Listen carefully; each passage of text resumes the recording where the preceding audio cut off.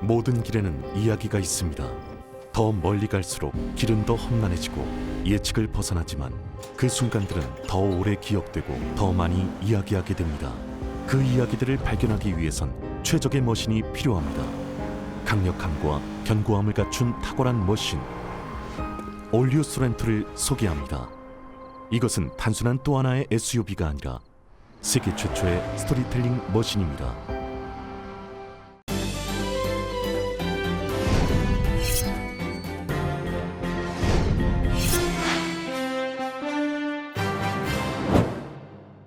애청자 여러분 안녕하십니까. 라디오 서울 이브닝 뉴스 김미회입니다. 안녕하십니까. 이균호입니다. 2021년 6월 16일 수요일 라디오 서울 이브닝 뉴스 1부입니다.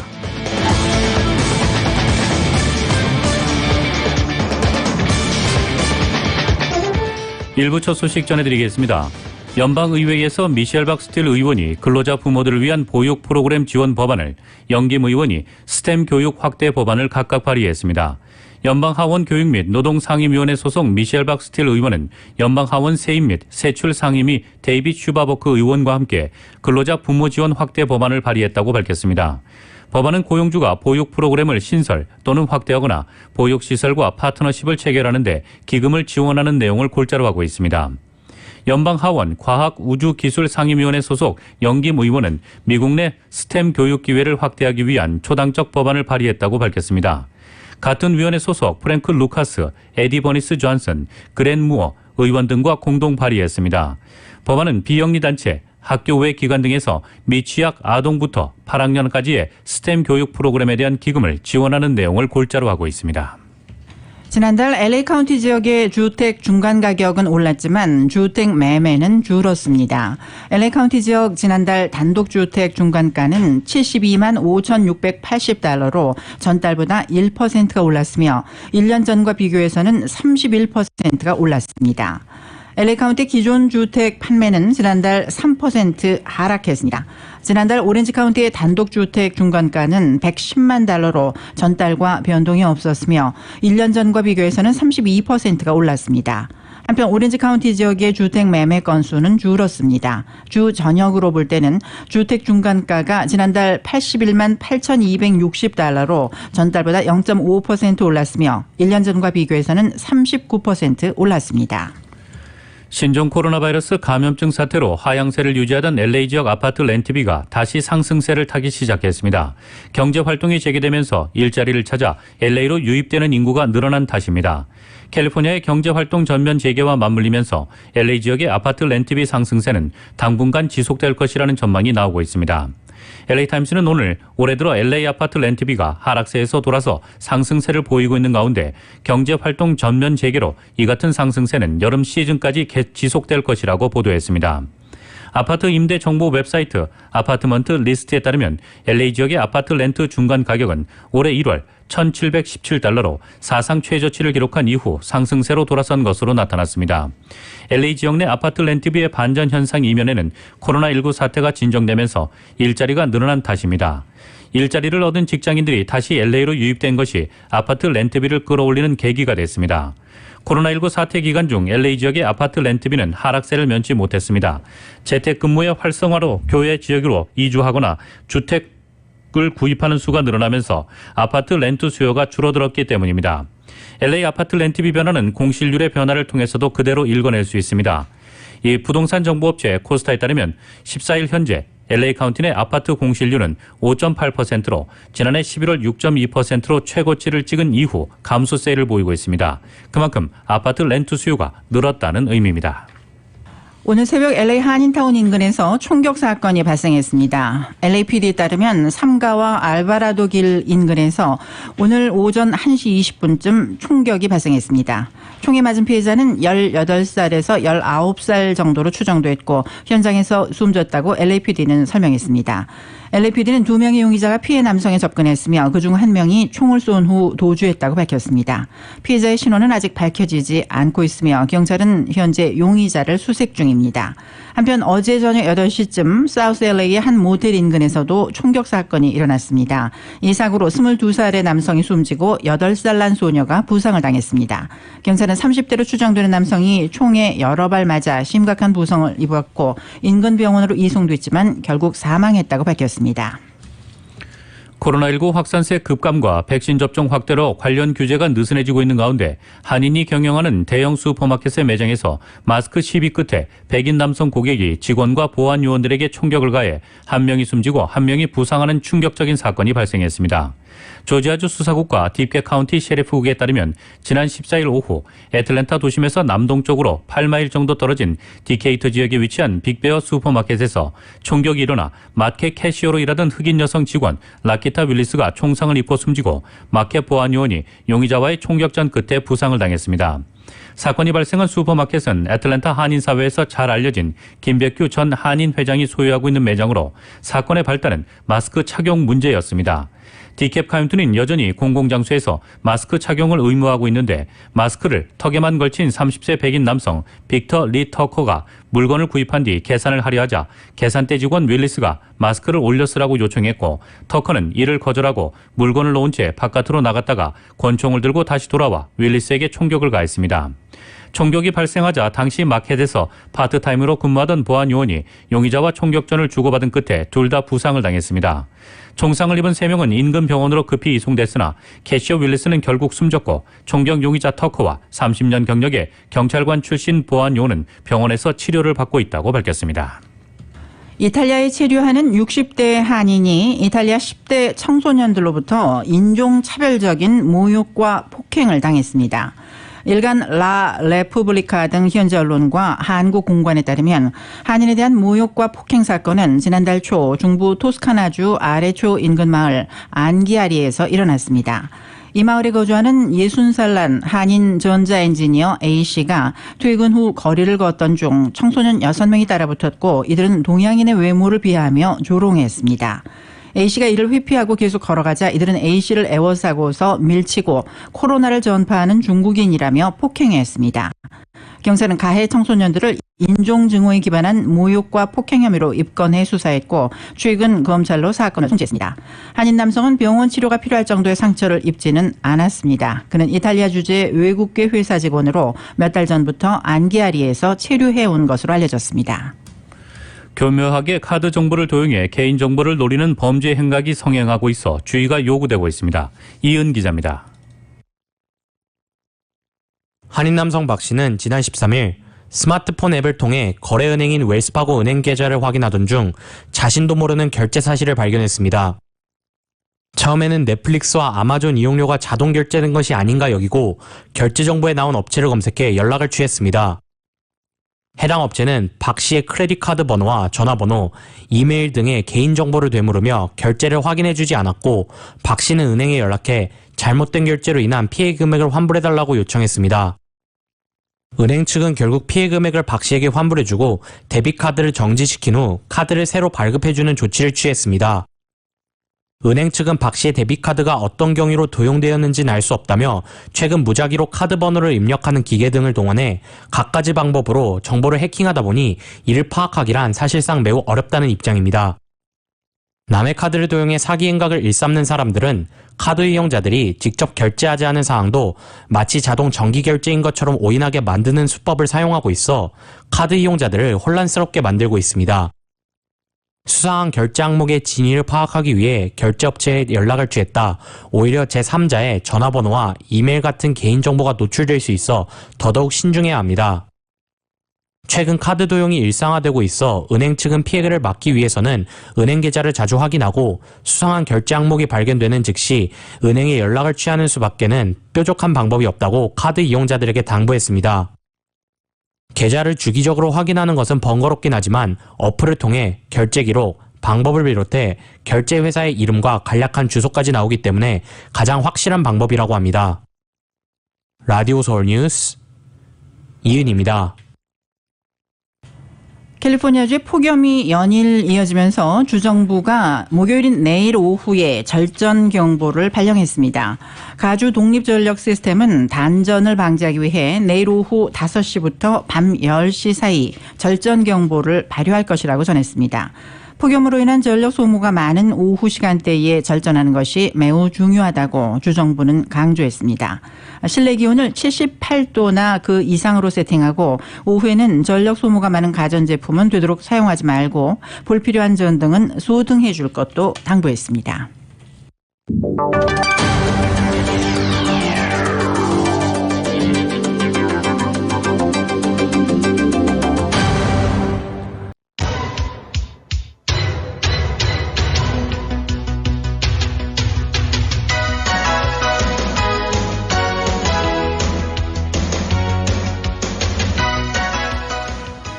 라디오 서울 이브닝 뉴스 함께하고 계십니다. 이 시간 교통정보 알아보겠습니다. 먼저 5번 프리웨이 사우스 방면 애틀랜틱 블루버드 구간 정체 현상이 심한 편입니다. 이 구간부터 시작해서 60번 이스트 방면과 만나는 구간까지 가다서다를 반복하고 있습니다.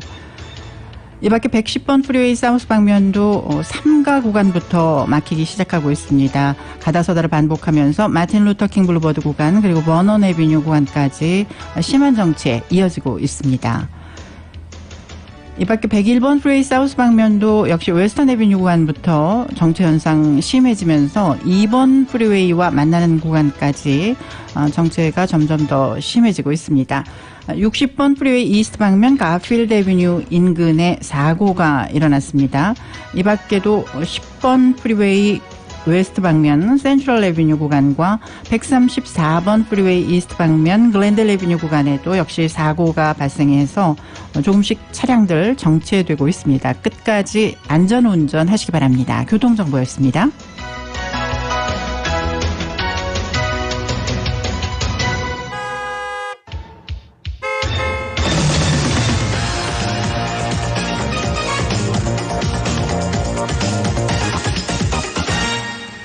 여러분께서는 라디오 서울 이브닝 뉴스 1부 함께하고 계십니다. 미국 소식 전해드리겠습니다. 스위스 제네바에서 블라디미르 푸틴 러시아 대통령과의 첫 정상회담을 마친 조 바이든 대통령은 회담장을 나와 리무진에 탑승하면서 취재진에게 손을 지켜 세웠습니다. 이 바이든 대통령은 회담 분위기가 좋았고 긍정적이었다고 평했습니다. 푸틴 대통령이 바이든 대통령의 어머니 얘기도 했다면서 푸틴 대통령의 특기인 협박은 없었다고 밝혔습니다. 그러나 푸틴 대통령이 회견에서 의회 난입 사태와 흑인 목숨은 소중하다 시위, 관타나모 수용소 등을 거론하며 미국의 인권 상황으로 반격에 나선 데 대해서는 의도적인 듯 크게 웃음을 지어 보이며 웃기는 비교라고 일축했습니다. 바이든 대통령과 푸틴 대통령 모두 표면적으로는 회담을 긍정적 건설적으로 지켜 세우면서도 팽팽한 신경전을 기세를 내려놓지 않은 셈입니다. 푸틴 대통령을 신뢰하는지에 대한 질문에서도 바이든 대통령은 이건 신뢰의 문제가 아니라 이익 및 이익의 확인에 관한 문제라고 선을 그었습니다. 그러고는 먹어봐야 푸딩의 맛을 안다는 옛말이 있고 곧 알게 될 것이라고 밝혔습니다. 평소 말 실수가 잦기로 유명한 바이든 대통령은 이날 회견에서 푸틴 대통령을 트럼프 대통령이라고 지칭하는 실수도 했다가 곧바로 바로잡기도 했습니다. 바이든 대통령이 별도 회견을 잡은 건 2018년 공동회견을 했다가 거센 정치적 후폭풍에 시달린 트럼프 전 대통령을 의식한 결과라는 분석이 대체적입니다. 30분 정도의 회견을 마치고 퇴장하던 바이든 대통령은 CNN 출입 기자가 푸틴이 바뀔 거라고 왜 자신하느냐고 묻자 내가 언제 그런 말을 했느냐고 반박하더니 기자의 압박성 질문이 이어지자 그게 이해가 안 된다면 당신은 잘못된 일을 하고 있는 것이라고 쏘아붙였습니다. 바이든 대통령의 평소 어법과 비교해 꽤 날카로운 말이어서 이번 회담에 따른 중압감을 짐작하게 했습니다. 결국 바이든 대통령은 제네바를 떠나 귀국길에 오르기 전 해당 기자에게 잘난 척해서 미안하다고 사과했습니다. 바이든 대통령과 푸틴 러시아 대통령의 첫 정상회담이 스위스 제네바에서 열렸습니다. 두 정상은 공동 기자회견이 아닌 각자 기자회견을 열고 회담이 건설적이었다고 말했지만 아직 갈 길이 멀어 보입니다. YTN의 보도입니다. 푸틴 대통령은 미국과 러시아가 함께 통합적인 양자 전략적 대화를 가까운 미래에 시작할 것이라는데 합의했다고 밝혔습니다. 푸틴 대통령은 이번 회담이 건설적이고 적대감 없이 이루어졌으며 서로를 이해하고자 하는 정상들의 열망을 보여주었다고 말했습니다. 현재의 미러 관계 상황에서 가족 간의 신뢰 같은 것은 있을 수 없지만 신뢰에 섬광은 비쳤다고 설명했습니다. 바이든 대통령은 푸틴 대통령과의 회담에 대해 분위기는 좋고 긍정적이었다고 말했습니다. 바이든 대통령은 이번 회담이 양국 관계의 진전으로 이어질지는 향후 몇 달이 시험대가 될 것이라고 강조했습니다. 하지만 미국의 가치와 원칙은 포기하지 않겠다는 입장을 밝혔다고 말했습니다. I made it clear to President Putin that we'll continue to raise issues of fundamental human rights, because that's what we are. 바이든 대통령은 수감 중인 러시아 야권운동가 알렉세이 나발리가 사망할 경우 러시아가 치러야 할 대가가 어마어마할 것이라고도 경고했다고 밝혔습니다. 제네바의 호숫가 고택인 빌라라 그렁주에서 열린 회담은 약 3시간 30분가량 진행됐습니다. 평소 회담 시간에 늦게 오기로 유명한 푸틴 대통령은 이번 회담에서는 오히려 15분 먼저 도착했습니다. YTN 김진호입니다. 트럼프 행정부 시절 제기한 존 볼턴 전 백악관 국가안보보좌관에 대한 소송을 취하하고 그의 회고록 수사를 끝내기로 했습니다. 볼턴 전 보좌관 측은 오늘 법무부가 회고록 그것이 일어난 방에 대한 수사를 종결했다고 밝혔다고 AP통신이 보도했습니다. 볼턴 전 보좌관 측 대변인인 세라 틴슬리는 수사 종결은 법무부가 국가안보를 구실로 회고록 출판을 막으려던 트럼프 전 대통령의 시도를 거절하고 볼턴을 옹호한다는 것을 보여준다고 말했습니다. 뉴욕타임즈는 트럼프 행정부 당시 직원들이 법정에 증인으로 출석하는 상황을 막기 위해 법무부가 수사를 종결한 것으로 보인다고 전했습니다. 뉴욕타임즈에 따르면 법무부는 트럼프 전 대통령 시절인 작년 6월 볼턴 전 보좌관을 기소했으며 같은 해 9월 회고록을 펴낸 출판사 사이먼 앤 슈스터에 볼턴 전 보좌관과의 통신 기록을 제출하라고 요구하기 위해 연방 대배심 소환장을 발부받았습니다. 법무부는 당시 볼턴 전 보좌관의 회고록에 기밀이 담겨 있어 국가안보를 해친다고 주장했습니다. 반면 볼턴 전 보좌관 측은 회고록을 출간하기 앞서 백악관 국가안보회의인 NSC의 기밀 유출 여부와 관련한 검토를 받았다며 맞섰습니다. 중앙은행인 연방준비제도 현행 제로금리를 유지했지만 이 향후 금리 인상 시기는 애초 예상보다 앞당겨질 것으로 전망되고 있습니다. 올해 경제 성장률은 기존 전망치보다 확대되고 물가 상승률은 높아질 것으로 관측되지만 당장에 자산 매입 축소에 나서지는 않기로 했습니다. YTN의 보도입니다. 네, 그렇습니다. 이곳 시각이 16일 오후인데요. 연준은 어제와 오늘 이틀간 통화정책회의인 연방공개시장위원회 정례회를 열고 기준금리를 현 0에서 0.25%에서 동결하기로 했습니다. 연준은 백신 접종이 증가해 미국 내 코로나19 확산이 감소했고 경제 활동과 고용의 지표가 강화됐다고 설명했습니다. 그러면서 별도로 내놓은 점도표를 통해 2023년 금리 인상이 이루어질 것으로 예상했습니다. 이는 2023년까지 제로금리 수준을 유지할 것이라는 기존 입장보다 인상 시점이 앞당겨진 것인데요. 특히 2023년 금리 인상을 점친 위원이 지난 3월 회의의 7명에서 11명으로 늘었습니다. 연준은 또 경제 물가 전망과 관련해 올해 물가 상승률 전망치를 지난 3월 예상한 2.4%에서 연말까지 3.4%로 올렸습니다. 또 올해 국내 총생산 GDP 예상치를 기존의 6.5%에서 7%로 올렸고 실업률 추정치는 4.5%를 유지했습니다. 네, 그렇습니다. 이번 달 들어 미국 노동부는 지난달 소비자 물가지수가 13년 만에 가장 큰 폭인 5% 올랐다고 밝혔습니다. 이어 5월 생산자 물가지수도 통계를 작성한 2010년 11월 이후 가장 큰 폭인 6.6% 급등했다고 발표했습니다. 이에 따라 당장에 시중에 돈을 푸는 규모를 조절하는 자산 매입 축소 논의가 빨라지는 것 아니냐를 두고 관심이 커졌는데요. 언급이 없었습니다. 결과적으로 연준은 현재의 물가 급등은 경제 정상화에 따른 일시적인 현상이고 예측됐던 것인 만큼 통화 정책을 변경할 상황은 아니라고 본 셈입니다. 연준은 매달 1,200달러 규모의 자산 매입을 하고 있는데 이를 유지하겠다는 뜻입니다. 우리나라의 통화정책을 운영하는 한국은행 금융통화위원회는 기준금리를 정할 때 물가를 주된 요소로 보지만 미국 연준은 고용을 주요 지표로 고려합니다. 그런 만큼 신규 실업수당 청구 건수가 코로나19 전인 매달 20만 건 안팎으로 줄어들고 실업률이 2%대에서 관리되는 수준이 될 때 금리 인상에 나설 것으로 보입니다. 지금까지 워싱턴에서 YTN 강태욱입니다. 뉴욕 시내에서 공항까지 이동하는 우버 요금이 국내선 비행기표 가격 수준으로 뛰어올랐습니다. 뉴욕타임즈는 오늘 코로나19 백신 접종과 함께 일상을 회복 중인 뉴욕 거리에서 택시 찾기가 힘들어졌다고 보도했습니다. 뉴욕 라구아디아 공항의 택시 승강장에서는 수십 명의 승객이 택시를 기다리는 모습이 일상화되었습니다. 수십 분을 기다려도 줄이 줄지 않는 상황이 지친 승객들은 우버와 같은 택시 호출 서비스를 이용하려 하지만 가격에 놀라게 된다는 게 뉴욕타임즈의 설명입니다.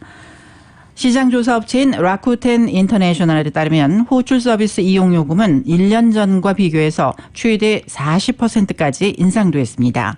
지난달 캘리포니아에서 뉴욕을 방문한 한 여행객은 맨해튼에서 공항까지 우버 요금으로 $248를 지불했다는 경험담을 트위터에 올렸습니다. 우버 요금이 웬만한 노선의 편도 비행기 요금과 맞먹는 수준으로 급등한 것도 택시 부족 사태가 원인입니다. 뉴욕타임즈에 따르면 코로나19 사태 발생 직전인 지난해 2월 뉴욕의 택시 수는 2만 대에 달했지만 올 4월에는 6천 대로 줄었습니다. 백신 접종과 함께 경제가 정상화되는 분위기지만 택시 회사나 개인 운전사 입장에선 영업 재개가 간단한 일이 아닙니다. 코로나 사태 이전부터 우버 등 호출 서비스 업체와의 경쟁 탓에 경제적으로 어려웠던 상황이었기 때문에 영업 재개에 신중한 입장이라는 것입니다. 미투 운동을 촉발한 헐리우드의 옛 거물 제작자 하비 와인스틴이 뉴욕주에서 캘리포니아주 LA로 넘겨져 11건의 성범죄 혐의에 대한 추가 재판을 받게 됩니다. 뉴욕주 이리 카운티 법원은 버펄로 인근 주립교도소에서 수감된 와인스틴의 신병을 LA 카운티로 인도하는 것을 승인했다고 USA가 보도했습니다. LA 검찰은 와인스틴이 2004년에서 2013년 베벌리힐스에서 5명의 여성을 성폭행했다면서 11건의 혐의를 적용해 기소했고 뉴욕주 법원의 송환 결정에 따라 내달 초까지 그의 신병을 넘겨받을 계획입니다. 앞서 와인스틴은 뉴욕주에선 여배우 지망생과 TV 프로덕션 보조원을 성폭행한 혐의로 기소됐고 작년 3월 1심 재판에서 징역 23년형을 선고받았습니다. 와인스틴 변호인은 어제 온라인으로 진행된 공개 변론에서 LA 검찰의 범죄인 인도 청구와 관련해 당뇨와 시력 저하 질환 등을 앓고 있는 와인스틴이 뉴욕주 교도소에서 안정된 치료를 받아야 한다며 송환 연기를 요청했습니다. 하지만 뉴욕주 이리 카운티 법원은 와인스틴 변호인 측의 주장을 기각하고 LA에서도 충분히 치료를 받을 수 있다는 검찰의 변론을 받아들였습니다. 법원의 인도 결정이 내려지자 망연자실한 표정의 와인스틴은 괴로운 듯 머리를 두 손으로 감싸쥐었습니다. LA 검찰은 와인스틴이 여기에 도착하면 120일 이내에 재판을 받게 된다고 밝혔고 LA 피해자들의 변호인은 마침내 와인스틴을 이곳 법정에 소환하게 됐다고 말했습니다.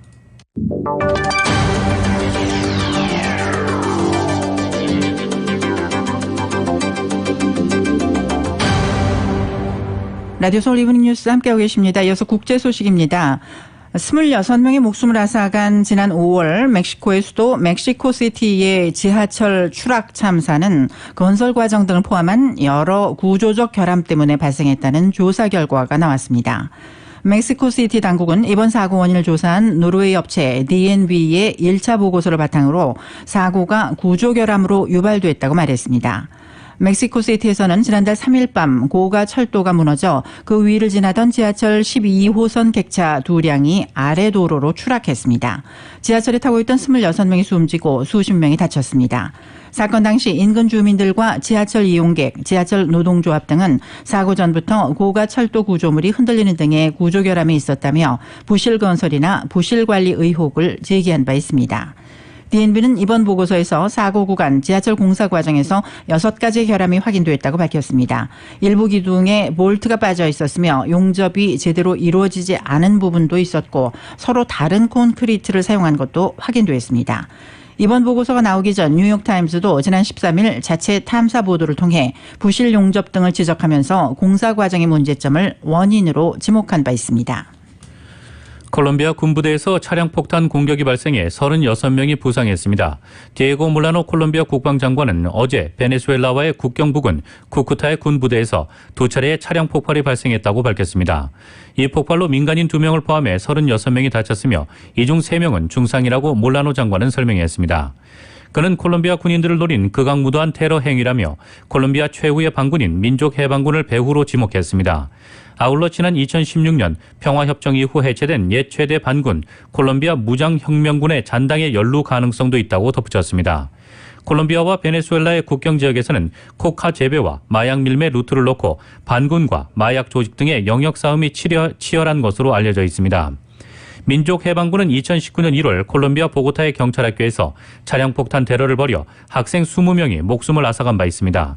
한편 이날 주 콜롬비아 미국 대사관은 트위터에 폭발 당시 쿠쿠타 콜롬비아 기지에서 소수의 미군이 함께 훈련 중이었다며 심각한 부상자는 없다고 전하고 있습니다. 포르투갈이 유럽연합이 조성한 경제회복기금 첫 지원국이 됐다고 AP와 로이터 통신 등이 전했습니다.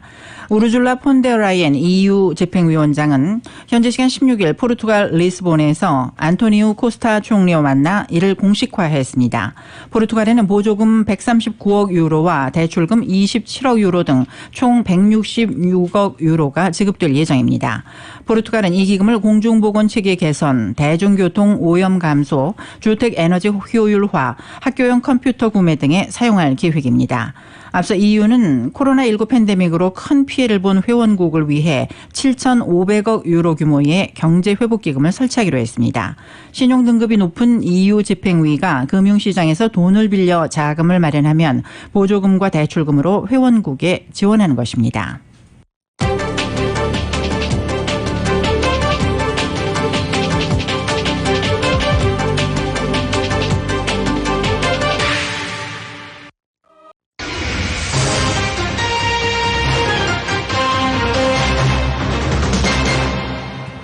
여러분께서는 라디오 서울 이브닝 뉴스 일부 함께하고 계십니다.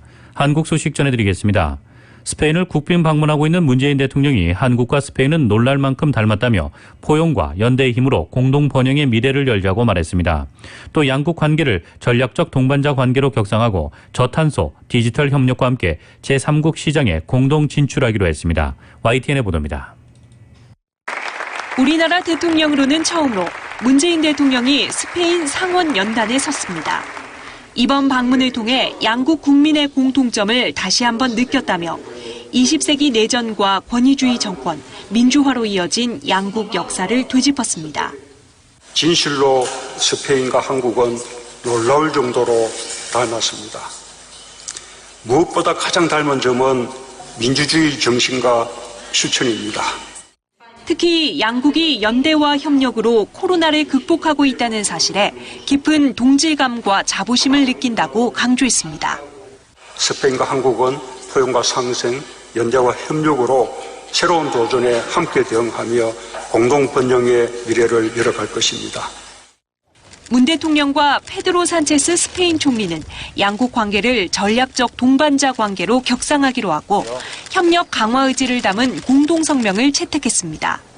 안보, 환경, 경제, 혁신, 문화 전 분야에서 포괄적 협력을 강화하고 특히 건설, 인프라 분야에서 중남미, 유럽, 아시아 시장 공동 진출을 추진합니다. 투자와 교류 확대, 감염병 예방과 대응 협력을 위한 두 건의 협정과 함께 디지털 고부가가치 산업과 양국 스타트업 교류, 신재생 에너지 협력을 위한 세 건의 양해각서도 각각 체결했습니다. 문 대통령은 앞서 양국 기업인들과 함께한 자리에서도 저탄소, 디지털 경제 협력과 함께 제3국 시장 진출 협력을 강조했습니다. 유럽과 아프리카, 중남미 시장의 교두보인 스페인과 아시아 시장의 교두보인 한국이 5G, 전기차, 신재생 에너지 시장에 함께 진출하여 양국 경제 발전은 물론 더 나은 세계 경제 재건에 함께 하길 기대합니다. 산체스 총리는 지금 대한민국은 전 세계로부터 존경과 인정을 받는 나라이고 아시아 최대 경제 동반자라며 한국어로 이렇게 말했습니다. 우리 함께 존칭 yap시다. Muchas gracias a todos. 감사합니다. 문 대통령은 스페인 바르셀로나에서의 일정을 끝으로 G7 정상회의에서부터 이어진 6박 8일간의 유럽 순방을 마치고 귀국길에 오릅니다. YTN 나연수입니다. 더불어민주당 송영길 대표가 첫 교섭단체 대표 연설에서 강성 지지층에 흔들리지 않겠다는 뜻을 분명히 하면서 지속적인 변화를 강조했습니다. 또 2030 청년들의 목소리에도 귀를 기울이겠다며 문 대통령에게 청년 특임장관 신설을 제안했습니다. YTN입니다. 취임 뒤 첫 교섭단체 대표 연설에 나선 민주당 송영길 대표는 민심을 제대로 살피지 못했다면서 다시 고개를 숙였습니다. 소통 부족을 인정하면서 당내 강성 지지층에 휘둘리지 않겠다는 뜻도 분명히 했습니다. 특정 세력에 주눅들거나 자기 검열에 빠지는 순간 민주당은 민심과 유리되기 시작할 것입니다. 이어 청년 재난 시대를 맞아 공정과 정의의 가치 기준에 부합하지 못했다고 반성한 뒤 문재인 대통령에게 청년 특임장관 신설을 제안하겠다고 약속했습니다. 청년 장관직은 청년들의 주거, 일자리, 교육등에 대한 종합적 지원은 물론 청년들이 정부와 소통할 수 있는 창구가 되어야 할 것입니다. 문재인 정부의 발목을 잡고 있는 부동산 정책과 관련해서는 공급 폭탄에 가까운 정책을 내놓겠다며 이미 밝힌 누구나 집 정책은 주택 문제 해결에 혁명이 될 것이라고 밝혔습니다. 이어 국민의힘 이준석 대표를 향해서는 합리적 보수로 발전해 가기를 바란다고 당부했습니다. 이준석 대표 체제는 박근혜 대통령 탄핵을 사과한 기반 위에 탄생했다고 생각합니다. 국민의힘이 탄핵의 강을 넘어 합리적인 보수로 발전해 가기를 기대합니다. 마침 이철이 청와대 정무수석을 면담한 이준석 대표는 여야정 협의체와 관련해 필요한 부분에 대해서는 협조하겠다고 화답했습니다. 또 우리 대통령께서 저에게 또 말씀하셨던 것처럼 국가적 위기 상황이 있어가지고 여야가 따로 없다는 그런 말씀에 깊게 공감하고, 다만 국민의힘은 공식 논평을 통해서는 부동산 정책 사과는 없이 공급 만능주의로 태세 전환을 하고 실현 가능성도 없는 누구나 집만 강조하고 있다고 비판했습니다. 송영길 대표는 이제 국민의 시간, 민생의 시간이라고 강조했지만 종부세 개편안과 탈당 권유를 받고 있는 의원들의 버티기 등 당장 눈앞에 놓여있는 현안이 만만치는 않습니다. YTN 이만수입니다. 국민의힘 이준석 대표와 국민의당 안철수 대표가 공식적으로 만나 합당 의지를 확인하고 조속히 실무협상단을 가동하자는 데 뜻을 모으긴 했습니다. 사적인 앙금은 드러나진 않았지만 합당 방식을 놓고 이미 시각차가 드러난 협상에 난항을 예고하고 있습니다. 계속해서 YTN입니다. 국민의힘 이준석 대표가 국민의당 안철수 대표를 공식 예방했습니다. 대표 당선 이튿날 동네에서 비공식으로 만난 뒤 두 번째 접촉입니다. 축하와 덕담이 오가면서 겉으로 드러난 분위기는 화기애애했습니다. 이 대표의 당선이 저는 정치의 변화를 바라는 국민의 생각이 반영된 그런 결과라고 생각합니다. 저희가 예전에 같은 꿈을 꿨던 그 시절이 생각납니다. 대한민국 정치를 개혁하고 그리고 국민들에게 새로운 정치가 무엇인지를 보여주자는 그랬던 시절. 다만 오랜 기간 쌓인 앙금까지 해소되는지는 미지수입니다. 지난 4.7 재보궐선거에서 이 대표는 오세훈 당시 후보편에서 안 대표를 집중 공격했고, 과거 함께 바른미래당에 적을 두던 시절에도 비속어를 쓰며 평가절하하는 등 껄끄러울 수밖에 없는 관계이기 때문입니다. 이 같은 시선을 의식했는지 이 대표는 둘 사이에 이견이 없음을 강조했습니다. 저랑 안 대표랑 사적으로도 이렇게 만나 뵙고 서로 간에 이렇게 유대를 다졌지만은 저희들은 원래 같은 당을 했던 적이 있습니다. 그렇기 때문에 저희 지도자 간에는 오해가 없다, 이런 말씀을 드리겠고요. 하지만 야권 통합을 위해 사적 감정은 묻어두더라도 합당 방식에서는 온도차가 드러나고 있어 협상이 순조로울지는 의문입니다. 국민의당은 흡수 합당에는 분명한 선을 긋고 있기 때문입니다. 새로운 당명으로 가는 것이 보다 원칙 있는 합당 방식에 부합하는 방식인 것이 맞고, 또 국민의힘이나 국민의당이나 모두 핵심 단어로 포함하고 있는 국민이라는 부분들이 있기 때문에 국민의힘은 일단 사무총장과 정책위 의장 등 지도부 인선을 마무리한 뒤 합당 논의에 나설 실무팀을 꾸리겠다는 입장입니다. 돌풍에 비유되는 이준석 대표에 비해 안철수 대표의 존재감은 예전만 못하다는 평가가 나오고 있어 합당 논의가 이전과는 다른 국면을 맞이하게 된 건 분명해 보입니다. YTN 황희경입니다. 공직선거법을 위반해 재판에 넘겨진 무소속의 이상직 의원이 1심에서 징역형의 집행유예를 선고받아 의원직을 잃을 위기에 처했습니다. 21대 국회의원 중 선거법 위반으로 징역형을 선고받은 건 이번이 처음입니다. YTN의 보도입니다. 이상직 의원은 지난해 10월 공직선거법 위반 혐의로 기소된 뒤 계속해서 자신의 결백을 주장해왔습니다. 재판에 성실히 임하고 사필귀정 진실을 밝히겠습니다. 재판부는 그러나 이 의원에게 당선 무효형에 해당하는 징역 1년 4개월에 집행유예 2년을 선고했습니다. 애초 지난 2월 예정이었던 선고 공판이 한 차례 미뤄진 탓에 1심 재판이 끝나기까지 7달이 걸렸습니다. 이 사건 행위로 인하여 선거의 공정성, 투명성이 훼손되고 유권자의 의사가 왜곡된 점 등을 감안해서 실형의 집행유예를 선고한 사건입니다. 재판부는 권리당원들이 일반 시민 대상 여론조사에 중복으로 참여하도록 하는 범죄가 캠프 차원에서 조직적으로 이루어졌다고 판단했습니다. 그러면서 이 의원이 중소벤처기업진흥공단 이사장 시절 21대 총선에 출마하기 위해 선거구민에게 전통주를 보낸 사실 등이 인정된다고 덧붙였습니다. 다만 인터넷 방송에서 허위 사실을 공표한 혐의 등 일부에 대해서는 무죄나 면소 판결이 내려졌습니다. 판결 결과 나왔는데 저희 어떻게 생각하시는지 한마디만 부탁드리겠습니다. 간단히 한 말씀만 부탁드리겠습니다. 이 의원과 함께 기소된 전주시의회 이미숙 박형배 시의원도 벌금 200만 원에서 징역형을 선고받아 당선 무효 위기에 처했습니다. 검찰은 판결문을 입수해 검토한 뒤 항소 여부를 결정하기로 했습니다. YTN 김민성입니다.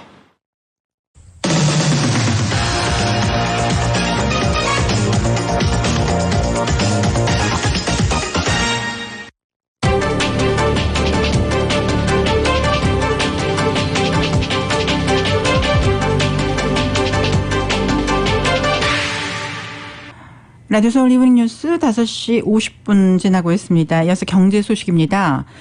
뉴욕 증시는 연방공개시장위원회인 FOMC 정리회의 결과 연준이 예상보다 일찍 금리를 인상할 가능성이 커지자 하락했습니다. 오늘 뉴욕 증권거래소에서 다우존스 산업평균지수는 전장보다 265포인트 하락한 34,033으로 거래를 마쳤습니다.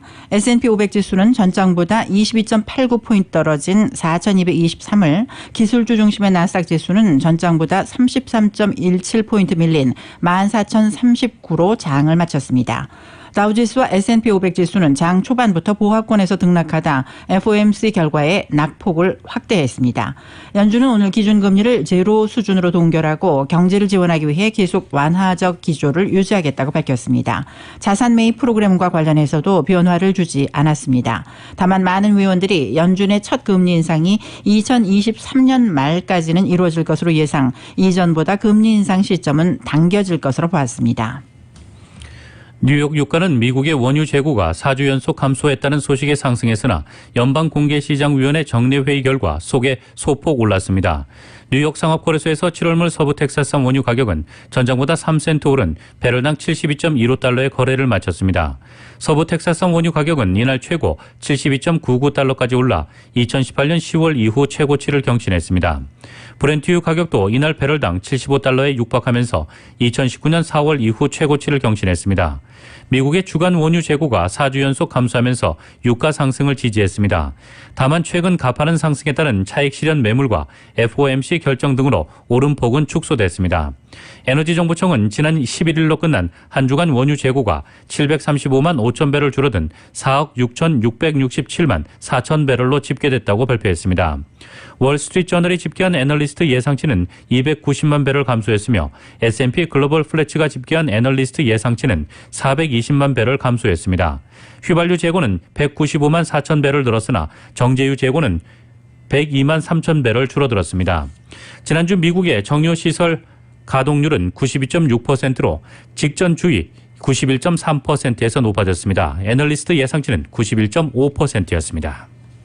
제롬 파월 연방준비제도 의장이 연준의 자산 매입 규모 축소, 즉 테이퍼링 논의 가능성에 대해 조심스럽게 언급했습니다. 파월 의장은 오늘 연방공개시장위원회인 FOMC의 제로금리 유지 결정 후 기자회견에서 테이퍼링 문제를 논의할지에 대한 논의가 있었다고 볼 수 있다고 말했습니다.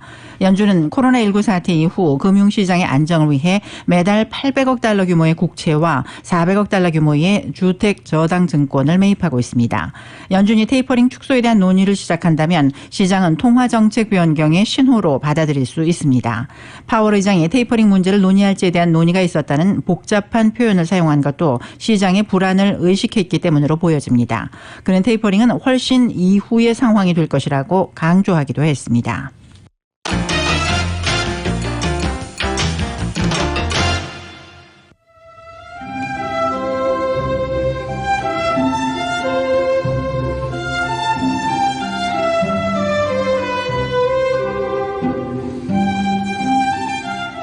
라디오 서울 이브닝 뉴스 6월 16일 수요일 저녁에 함께하고 계십니다. 날씨 알아보겠습니다. 오늘 LA를 비롯한 남가주 일대에 폭염경보, 즉 Excessive Heat Warning이 내려져 있는 상태입니다. 이 경보는 내일 또는 오는 18일과 19일까지 LA 카운티와 벤츄라 카운티 등에 발령이 됐고 LA를 비롯한 산타 클라리타, 우드랜드 힐즈, 코첼라 밸리, 보레고 스프링스 등은 이 기간에 낮 최고 기온이 모두 3자릿수 이상을 기록할 것으로 보여지고 있습니다. LA 지역 오늘 저녁 맑은 날씨가 이어지면서 바람은 4-5마일 정도로 불겠습니다. 습도는 41%가 조금 넘어서고 있습니다. 오늘 밤 최저기온 67도가량까지 내려가겠고 내일도 역시 대체로 맑은 날씨에 내일 낮 최고기온 오늘보다 다소 높아져서 낮 최고 87도에서 90도가량, 밤 최저 66도가량을 보이겠습니다. 한편 LA와 오렌지 카운티 지역 오는 금요일에는 낮 최고 기온이 85도에서 88도, 토요일과 일요일 84도까지 올라가는 등 더위는 계속 이어지겠습니다. 하지만 다음 주 월요일부터는 더위도 한풀 꺾이면서 낮 기온이 80도대 초반에 머물 것으로 예상됩니다.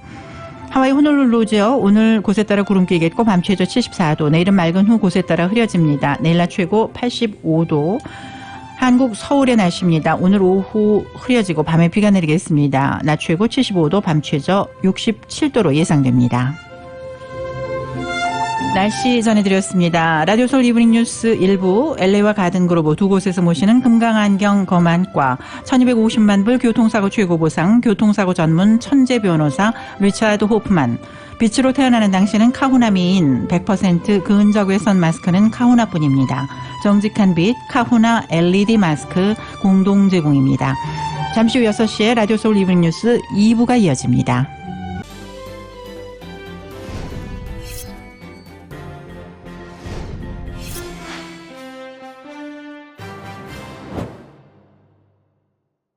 지금까지 잘 던지고 있었는데요. 경기 후반에서 흔들리고 있습니다. 건강도 마찬가지 아니겠습니까? 인생 후반 관리가 중요한데 말이죠. 지금 불펜에는 누가 나와 있을까요? SMG가 있어요. 서울 메디칼 그룹이요. 네. 서울 메디칼 그룹. 말씀드리는 순간 불펜에서 나오는 SMG. 네, SMG가 인생 후반을 건강하게 지켜줄 겁니다. 네. 5스타로 인정받은 의료 서비스. 인생 후반에 확실한 구원이네요. 서울 메디칼 그룹이죠. 서울 메디칼 그룹.